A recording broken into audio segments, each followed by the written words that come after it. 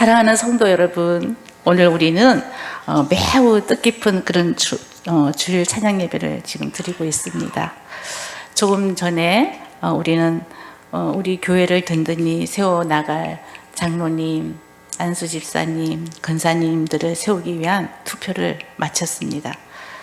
한 사람 한 사람이 교회를 섬기겠다는 마음으로 또 투표에 참여해 주심에 진심으로 감사드립니다. 저는 아마 이 시간 여러분의 마음속에 여러 가지 생각들이 교차하지 않을까 하고 생각해 봅니다. 어떤 분이 과연 세워졌을까? 또 저분은 정말 잘 해낼 수 있을까? 아니면 혹은 또 과연 나 같은 사람이 교회를 잘 섬길 수 있을까 하는 그런 인간적인 고민과 기대를 가졌었을 것입니다. 그렇습니다. 교회의 리더를 세우는 것은 매우 중요한 일이죠.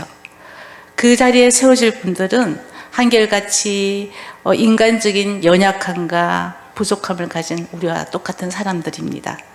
오늘 우리가 함께 읽은 이 고린도후서 4장 말씀은 바로 이 인간적인 연약함과 또 하나님의 위대한 능력이 어떻게 조화를 이루어 가면서 교회를 세워나가는지에 대해서 그 놀라운 진리의 말씀입니다. 그래서 오늘 제목을 보배를 담은 질그릇이라는 주제로 함께 은혜를 나누겠습니다. 사도 바울의 주위에는요 늘 적대 세력이 있었습니다. 바울이 고린도 교회 사역을 마치고 떠난 후에 고린도 교회에 율법과 혼합된 그런 복음, 그러니까 다른 복음을 가지고 들어와서 전파하는 기독교 선교사들인데 유대인 선교사들입니다. 그들은 그래서 교사들이 다른 복음을 들고 들어와서 다른 복음을 고린도 교회 교인들에게 전하기 시작했습니다. 그들은 스스로 그 배경이 그 유대적인 그런 배경으로 가지고서 예루살렘 교회의 후원을 받아가면서 선교를 하고 있었어요. 당시에 바울은 자비랑으로 선교를 하면서 또 이방인에게 선교를 할 때는 할례와 율법 이러한 것을 좀 그런 유대 문화를 벗어나고 얽매이지 않으면서 자유로운 그런 복음을 선포하였습니다. 그러면서 그리스도에 대한 것은 그 확고한 믿음을 강조했습니다. 그런데 그 상대적으로 그 유대인 그리스도 선교사들은 여태 유대인들과 다를 바가 하나도 없었어요. 그들은 구원과 은총은 이스라엘 민족에게만 하나님이 주셨다는 그런 선민의식을 가지고 있었습니다. 그래서 이방인들이 그 은혜에 참여하려면은 율법을 꼭 지켜야 되고 할례를 받아야 한다 하는 이런 가르침을 했었어요. 그래서 그 말은 즉 오늘날의 표현으로는 유대인으로 귀화를 해야 된다는 그 뜻입니다. 그리고 그들은 바울의 그 자격, 사도의 자격을 문제 삼고 자격이 있니 없니 막 비난했어요. 그리고 막 노골적으로 시기와 질투를 드러내면서 바울의 외모를 비하하는 사람들과 결탁하여서 바울의 가르친 그 복음을 대해서 반박했습니다. 그러면서 그들은 자기들이 가지고 온 그 율법과 혼합된 복음을 고린도 교인들에게 심어주고 그 복음을 받아들이도록 설득했어요. 그러면서 그 고린도 교회가 매우 혼잡하게 되었어요. 그런데 바울은 그런 중에도 궁극적으로 그 시험에서 그리스도의 강함을 드러내면서 자신의 오히려 약함을 자랑하며 승리하고 기뻐하며 그 고난을 이겨냈습니다. 그러면서 나중에는 고린도 교인들과의 잘 회복도 하면서 사역하는 그런 또 훈훈함도 녹여져 있습니다. 우리 오늘 본문 5절을 함께 읽어보겠습니다. 시작. 우리는 우리를 전파하는 것이 아니라 오직 그리스도 예수 주 되신 것과 또 예수를 위하여 우리가 너희의 종된 것을 전파함이라. 아멘. 사도 바울은 분명히 말합니다. 우리는 우리를 전파하는 것이 아니라 오직 그리스도 예수의 주 되신 것과 또 예수를 위하여 우리가 너희의 종된 것을 전파함이라 이렇게 말하고 있습니다. 세움을 받은 직분자들과 모든 그리스도인들이 이 말씀은 가장 첫 번째로 고백해야 합니다. 그리고 이 말씀은 고백이 되면서도 자세가 되어야 하는 그러한 말씀입니다. 이는 곧 우리가 전하는 것이 복음이며 우리의 삶의 목적도 오직 그리스도를 영화롭게 하는데 있어야 한다는 그런 말씀입니다. 자기의 신념과 지식이 아니라 오직 예수님이 주 되시고 또 우리가 예수를 위하여서 너희의 종이 된다는 그런 말씀입니다. 목회자가 예수님과 관계가 주인과 종이 되지 않는다면 그거는 큰 문제이지요. 성도들도 마찬가지입니다. 성도들이 만약에 주인과 종 이 관계를 수용하지 않으면 성경 말씀이 사사건건 마음에 걸리게 되죠. 그리고 하나님이 내 시중을 들어주기를 바라는 마음이 생깁니다. 주인과 종 관계가 확고하게 그런 믿음을 가진 성도는요, 모든 말씀을 들을 때 아멘 하고 화답을 합니다. 그게 자동으로 나옵니다. 이것은 그 성도가 비판 정신이 없었어가 아니에요. 예수님의 말씀은 악이 없고 실수가 없다는 걸, 완벽하다는 것을 알기 때문에 절대 해가 되지 않는 말씀이기 때문에 그냥 아멘으로 화답을 하는 것입니다. 또 주님의 일꾼은 주님을 위해서 성도들의 종도 될 수 있다는 것입니다. 세상 사람들은 남의 종이 되는 것을 꺼려하고 있죠. 사람들이 갑질하는 것을 왜 하는 걸까요? 종이 아니라 남의 위에 군림하고 싶은 그런 본성 때문이잖아요. 바울 사도를 보면은 진심으로 성도들의 그 종이 된 게 느낄 수가 있습니다. 그럴 수 있는 것은 예수님을 위해서 성도들의 종이 되었기 때문이지요. 예수님이 그 섬김을 보여주셨잖아요. 너희들도 서로 종이 되라고 하셨잖아요. 특히 믿음이 강한 자는 약한 자를 섬기고 도와줘야 합니다. 저 사람은 믿음이 없어 하고 정죄하는 것이 아니라 긍휼한 마음으로 도와줘야 됩니다. 이러한 말씀에 순종이 되는 가정과 교회는요, 어떤 위기가 와도 그냥 넘어갈 수가 있습니다. 바울 사도가 여전히 이렇게 순종하기 때문에 결국은 고린도 교회도 그 위기를 이길 수가 있었던 것입니다. 남을 높여주고 섬기는데 혹시 자존심이 상하십니까? 저 사람은 그런 대우를 받을 자격이 없어, 그렇게 생각하는 사람이 있으십니까? 예수님을 위해서 그 사람을 섬기시면 됩니다. 그러면 됩니다. 그렇게 했을 때 칭찬도 예수님께 받는 것이에요. 그렇게 순종하는 우리를 주님께서는 매우 기뻐하십니다. 1860년대에 홍선대원군 당시에 서양 선교사들이 들어와서 비밀리에 선교 활동을 했습니다. 우리나라에서. 한국에 왔을 때 굉장히 냄새가 많이 났다고 해요. 제임스 게일 선교사님의 책을 읽어보면은 그 제임스 게일 선교사님이 쓴 책에 보면은 이 코리아를 스멜 컨트리라고 이렇게 써놨습니다. 이 스멜 컨트리라는 것은 냄새나는 나라라는 뜻입니다. 좀 표현하기가 그렇지만 화장실 처리를 물로 하는 나라가 있고 지푸라기로 하는 나라의 그런 차이였던 것 같습니다.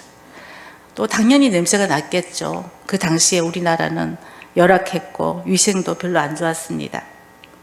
미국 선교사님들께서도 일본에도 오고 또 한국에도 오고 이 두 나라의 선교를 굉장히 크게 했습니다. 그런데 일본 교회는 부흥하지 못했어요. 그런데 한국 교회는 크게 부흥했습니다. 그 이유가 무엇일까요?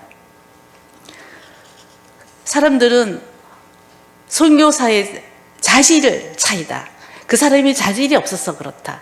일본으로 간 선교사님들은 자질이 없어서 일본이 부흥하지 못했을까요? 아닙니다. 당시 19세기 말 20세기 초에는 일본은 메이지 유신이라 해가지고 1860년대 이후로는 개화기 시대였어요. 그리고 일본은 근대화가 벌써 그때부터 이루어졌습니다. 그리고 굉장히 안전한 나라라는 그런 인식을 가지고 있었어요. 유럽이나 이런 데서는 일본에 대한 동경심이 굉장히 컸어요, 당시에. 그래서 일본 문화가 막 유럽이나 이렇게 미국에도 잘 소개되고 있었는데, 그 대표적으로 그 문화 중에 오페라 나비 부인이라는 그 오페라가 일본 문화를 잘 소개해주고 있습니다. 그래서 일본 선교는 굉장히 편한 지역이다, 이렇게 인식이 되었다고 합니다, 선교사들한테. 그래서 유럽에서는 가고자 하는 이 선교사님들의 표적지가 바로 일본이었던 것이에요. 미국, 캐나다도 마찬가지였습니다. 반면에 조선은 알려지지도 않은 그런 나라, 생전 듣지도 못한 그런 나라였어요. 그리고 이 조선, 그러면 역사적으로 볼 때 아주 고집불통의 그런 이미지가 있습니다. 그런데 일본에 갔던 선교사님들과 한국에 들어갔던 선교사님들의 차이가 무엇인가 보니까, 한국에 온 선교사님들은 훨씬 더 많은 희생을 했던 분들이었습니다. 다 포기하고 가장 어려운 곳에 가겠습니다 주여, 이렇게 각오하고 순종한 선교사님들이었습니다. 이러한 것이 선교의 차이를, 결과를 나타낸 거죠.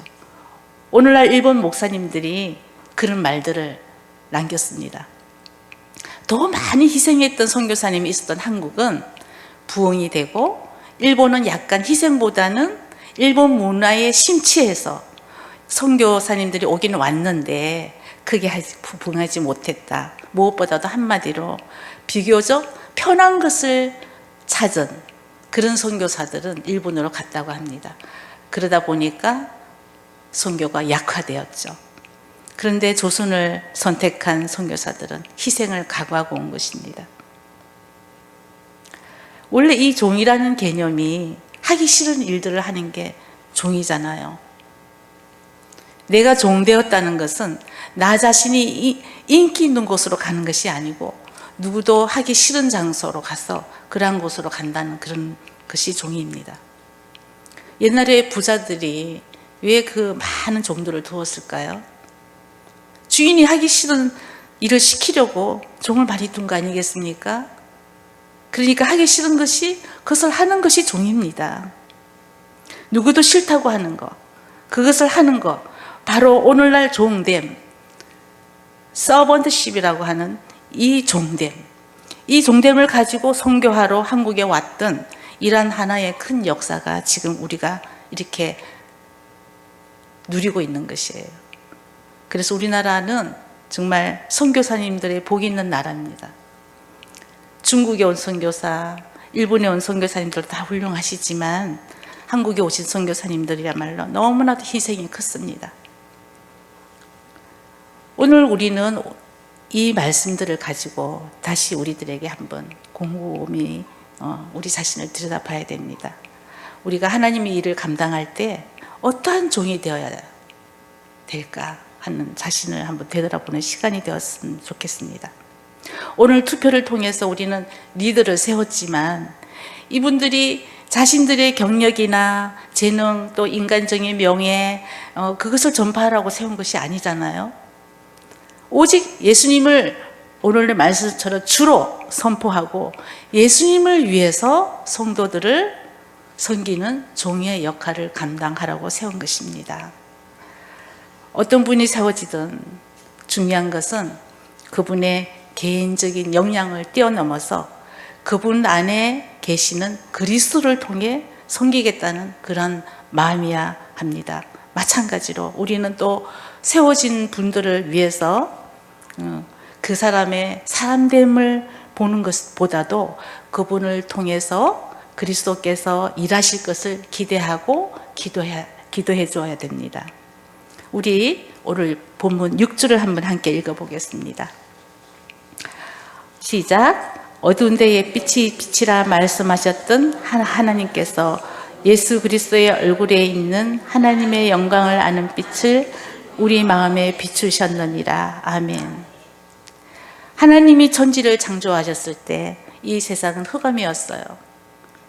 예수님을 알기 전에 우리 마음이 그런 흑암과 같다는 것입니다.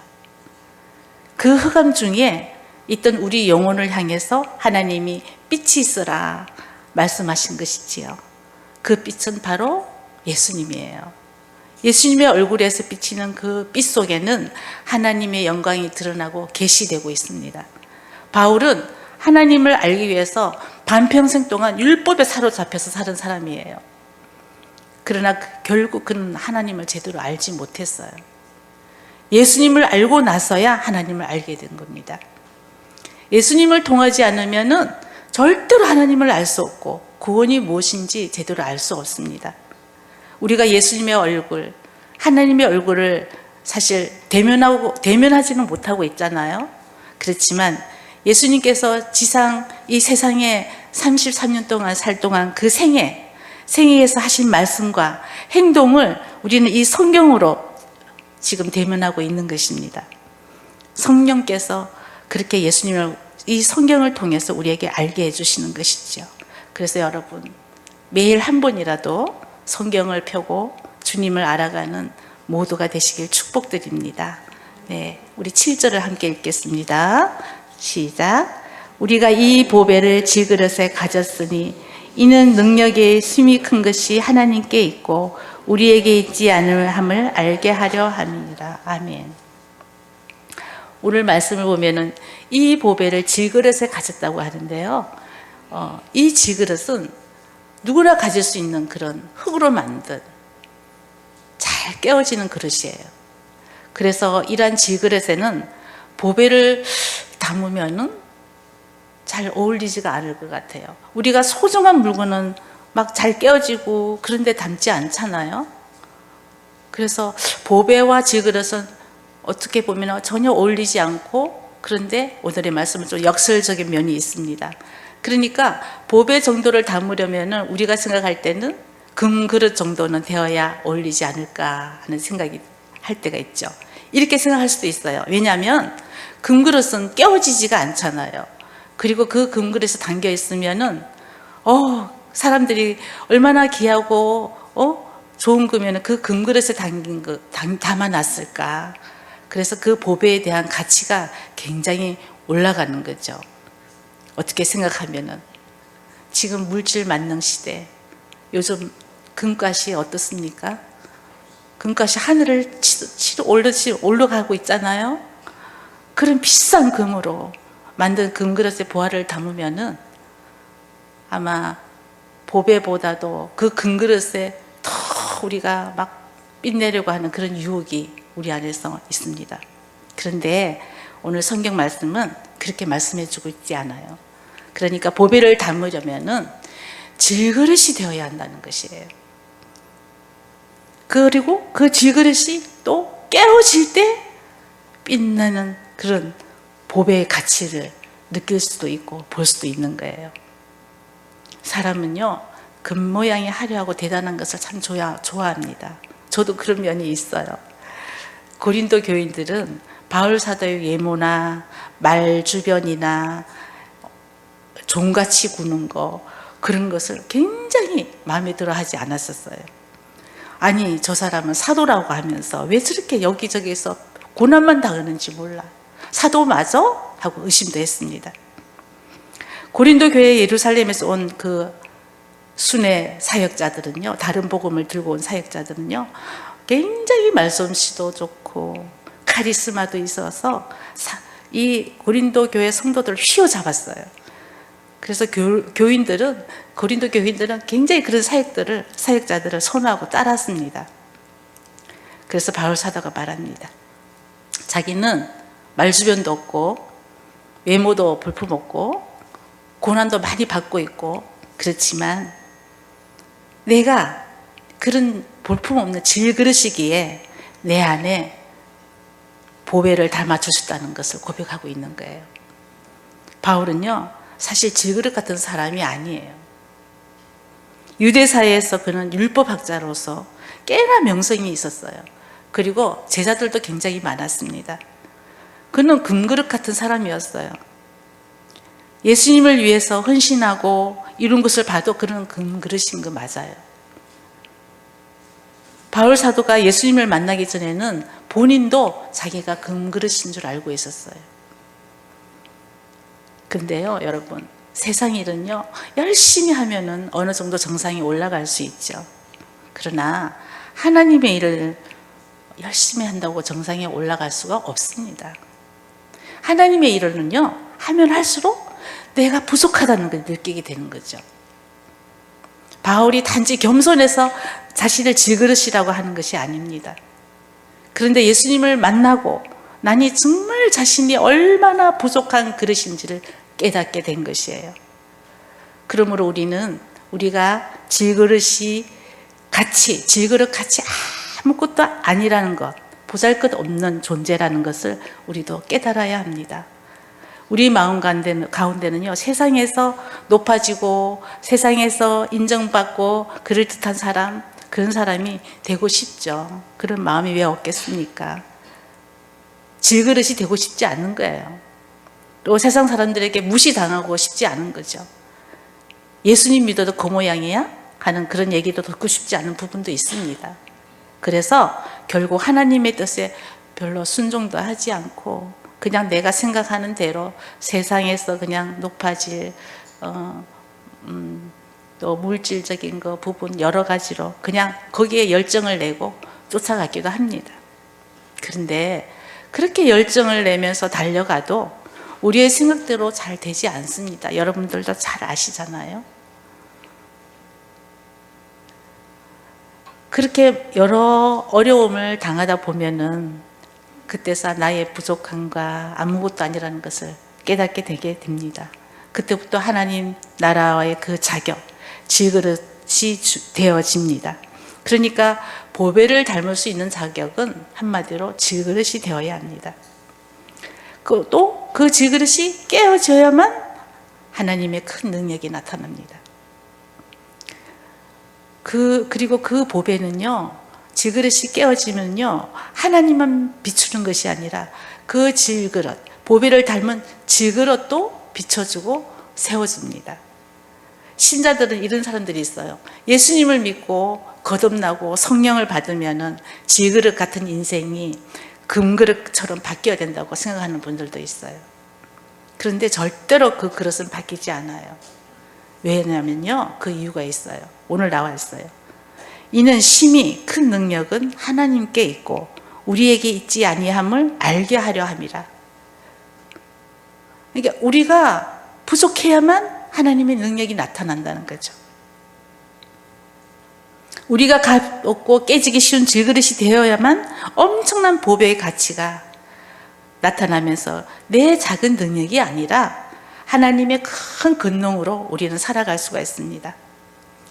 요즘 최근에 미국에서 이게 북아메리카 북미에서 우리나라 애니메이션 영화가 대히트를 치고 있습니다. 영화 제목이 킹 오브 킹스예요. 들어보셨나요? 예수님의 탄생부터 부활까지 만든 애니메이션 영화예요. 이 작품의 감독은 영화 부산행, 거기에서 특수 감독을 맡은 장승호 감독입니다. 이 영화가 불과 몇 개월 동안 북미에서 몇 개월 동안 벌어들인 수입이 800억이라고 합니다. 우리 가장 많은 우리나라 영화 수익을 올린 기생충의 수입보다 더 높이 수익을 올렸습니다. 이제 미국에서 먼저 상영이 되었죠. 7월 달에 더빙판으로 우리나라 한국말로 더빙해서 7월 달에 개봉했습니다. 아이들과 같이 가족들이 함께 봐도 너무 좋은 영화예요. 이 영화가 디즈니와 픽사가 장악하고 있는 할리우드에서 한국의 만화 영화가 이만큼 흥행에 성공한 것은 기적 중의 기적이라고 합니다. 제가 이 홍보 영상을 보니까 부모와 아이들이 같이 눈물을 뚝뚝 흘리면서 보는 그런 영상이 나오더라고요. 예수님 이야기가 이렇게 사람들을 사로잡고 큰 성공을 할 거라고는 아무도 생각하지 않았다고 합니다. 이 영화를 만들 때 장승호 감독에게 주변에서 막 뜯어 말렸다고 해요. 종교적인 영화는 망한다고. 그래도 장승호 감독은 어떤 믿음이 있기 때문에 시작했습니다. 이 영화를 킹 오브 킹스 영화를 만드는 데는 장장 10년이 걸렸습니다. 그 10년 동안 만든 영화예요. 그 10년 동안 사기도 당하고 투자도 멈추고 코로나도 겪고 너무너무 많은 좌절을 느꼈습니다. 그 영화를 10년 동안 제작을 했다면 그 인고의 세월이 짐작이 가잖아요. 그런데 그 10년을 동안 그 영화를 제작하면서 장 감독이 자신이 얼마나 연약한 그릇인 것을 알게 되었다고 합니다. 과거에 자기는 감독으로서 쌓았던 실력과 명성이 아무것도 아님을 깨달은 것이죠. 영화를 완성한 그 자체가 예수님의 능력이 자기를 통해서 나타난 것이라고 말하는 인터뷰를 들었습니다. 10년 동안 그 많았던 위기를 생각하면은 그걸 견디고 이겨낸 내 능력이 아니라는 걸 자신이 깊이 느낀 거죠. 우리가 여기까지 지금 우리도 온 것도 내 능력이 아니잖아요. 내 힘이 아니었잖아요. 우리도 다 그걸 알잖아요. 장승호 감독이 자신이 질그릇임을 알았을 때, 아무것도 아니라는 걸 알았을 때 주님의 능력을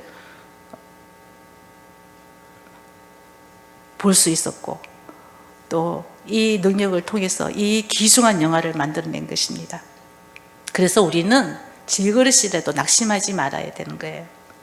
오히려 우리 안에 계신 하나님의 능력으로 살 것이기 때문에 바울 사도는 이 성도들이 당하는 이 시련을 오늘 4가지로 이렇게 이야기합니다. 우리 8절과 9절을 함께 읽어보겠습니다. 8절 9절 시작. 우리가 사방으로 우겨쌈을 당하여도 쌓이지 아니하며 답답한 일을 당하여도 낙심하지 아니하며 박해를 받아도 버림받지 아니하며 거꾸로 뜨림을 당하여도 망하지 아니하고. 아멘. 이것은 질그릇 같은 우리가 세상을 살아가며 특히 주님의 일을 감당하고 겪게 될 수많은 그런 어려움을 이야기하고 있습니다. 오늘 직분자로 세워지는 그것은 굉장히 영광스러운 일이에요. 그렇지만 동시에 또 짊어져야 할 사명과 함께 다양한 그런 어려움들도 만나게 될 겁니다.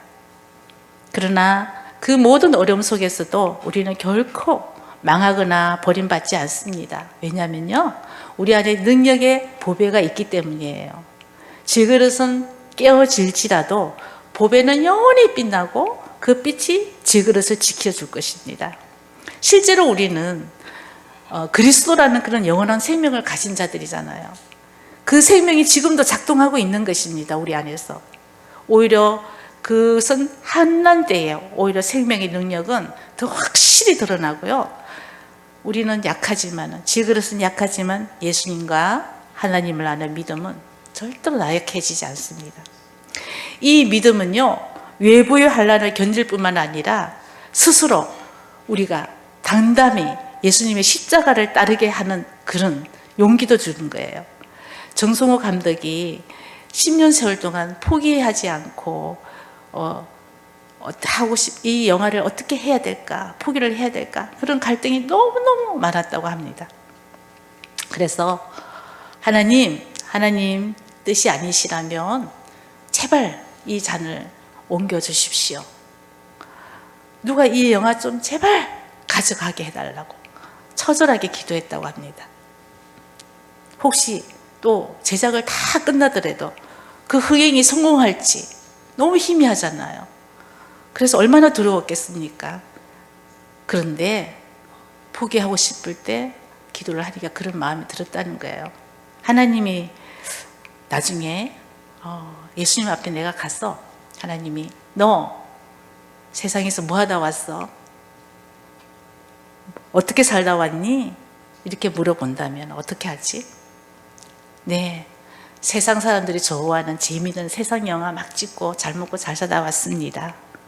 내가 이렇게 대답을 할 수 있나? 안 되지. 그렇게 대답할 수는 없지.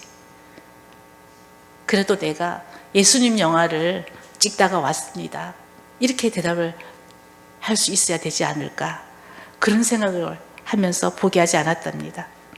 그래서 주님을 위해서 고난을 감수하고 10년을 걸어온 것입니다. 그 결과 영화를 통해서 상상할 수 없는 지금 많은 사람들에게 예수님의 생명이 전해지고 있습니다. 우리 모두는 흙으로 빚어진 연약하고 깨지기 쉬운 질그릇입니다. 아무리 믿음이 좋은 장로님, 헌신적인 그런 근사님, 안수집사님이라 할지라도 인간적인 부족함과 한계를 가진 질그릇 같은 존재들입니다. 하지만 그 안에 담긴 것은 세상 그 무엇과도 바꿀 수 없는 놀라운 보배, 그리스도의 복음이요, 그것이 바로 하나님의 능력입니다. 우리가 10절을 함께 읽어보겠습니다. 시작. 우리가 항상 예수의 죽음을 몸에 짊어짐은 예수의 생명이 또한 우리 몸에 나타나게 하려 함이라. 아멘. 우리의 연약함과 고난이 예수님의 죽으심을 만약에 닮아가는 과정이라면 그 안에서 예수님의 부활의 생명, 즉 하나님의 능력이 놀랍게 드러나게 된다는 것입니다. 오늘 세워진 직분자분들과 또 앞으로는 때로는 힘겹고 어려운 일들을 많이 만나고 또 그런 일들이 생기겠지만 이런 모든 과정 중에서 자신의 능력이 아닌 예수 그리스도의 능력과 또 생명이 자신들을 통해서 교회를 살리고 성도들을 세우는 일에 사용된다는 것을 기대해야 합니다. 말씀을 정리하겠습니다. 사랑하는 성도 여러분, 오늘 이 귀한 자리에서 직분자로 세워졌고 또 새로 세워진 직분자님들, 또 우리 모두들은요 보배를 담은 질그릇입니다. 우리는요 값싸고 연약한 존재일지라도 그 안에 세상을 구원하신 예수 그리스도의 복음이라는 그 보배를 담고 있습니다. 하나님께서는 우리의 연약함을 통해서 또 하나님 당신의 위대한 능력을 드러내시고 우리가 겪는 고난 속에서도 우리를 붙드시고 마침내 그리스도의 생명이 우리를 통해서 나타나게 하십니다. 오늘 투표를 통해서 세워진 안수집사님과 근사님들, 그분들이 자신들의 힘으로 교회를 섬기려 하지 않을 거예요. 오직 그분들은 예수 그리스도만이 주라는 것을 선포하며 또 그분 안에서 흘러나오는 능력을 힘입어서 사랑으로 교회를 섬겨 나가리라 믿습니다. 우리 성도들은요 이 분들을 완벽한 사람으로 보기보다도 그 안에 담긴 보배이신 그리스도의 능력을 통해서 사역할 질그릇으로 바라보며 아낌없는 기도와 격려로 함께 섬겨 나가야 할 것입니다. 하나님은요 복음을 위해서 완벽한 그릇을 찾으시는 것이 아닙니다. 연약한 우리를 오히려 동력자로 사용하시길 기뻐하십니다. 그래서 오늘 우리에게 주신 이 말씀을 통해서 우리의 그릇에 무엇이 담겨 있는지 한번 각자 확인해 보시고 우리 성도님들의 그릇 속에 예수 그리스도의 향기로운 보배가 담겨 있는 그릇이 되시기를 주님의 이름으로 축원합니다.